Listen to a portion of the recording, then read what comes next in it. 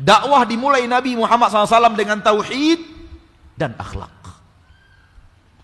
Sebelum syariat sholat turun, sebelum syariat puasa turun, sebelum syariat jihad turun, sebelum syariat sholat Jumat turun, sebelum syariat lainnya turun, dan sebelum dikhamar diharamkan Allah Tabaraka wa Ta'ala. Nabi itu berdakwah dan para sahabatnya dengan tauhid dan akhlak. Tauhid dan akhlak. Tauhid dan akhlak. Dan tidak sedikit orang-orang yang tertarik masuk Islam justru bukan dari bab ilmiah, tapi dari bab akhlaqiyah, bab khuluq Nabi Muhammad sallallahu alaihi wasallam. Dan umat Islam berhasil, umat Islam terdahulu berhasil menarik dunia untuk Islam dengan akhlakul karimah.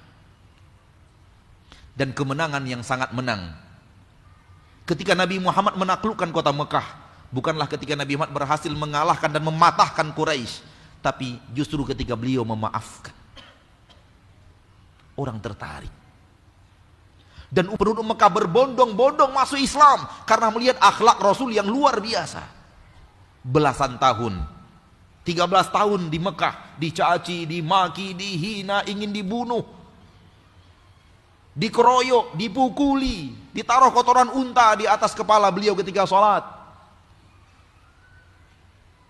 ditaruh plasenta dari unta yang baru saja melahirkan anaknya, diambil plasentanya, ditaruh di atas kepala Nabi yang sedang sholat.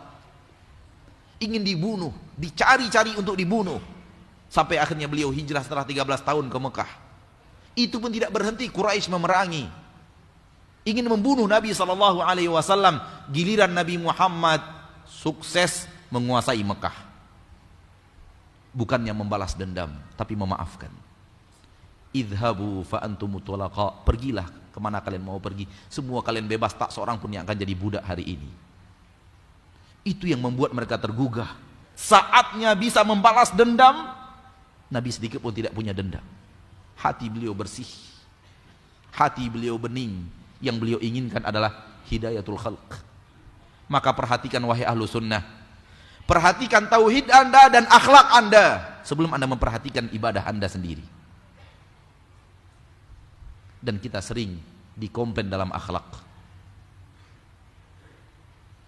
Akan tapi kita yakin itu hanya ada oknum-oknum tertentu yang belum pandai membenahi akhlaknya. Dan kita yakin orang yang komplain tidak melihat yang lain yang berakhlak. Ada orang-orang yang berakhlak mulia, dan ada juga orang-orang yang belum berbenah akhlaknya. Maka kita mengajak yang belum berbenah akhlak, benahi akhlak. Benahi akhlak. Rasulullah SAW memulai dakwah Islam ini dan membuat orang tertarik kepada Islam yang mulia ini dengan tauhid dan akhlak. Setelah itu baru kemudian syariat Islam sedikit demi sedikit turun.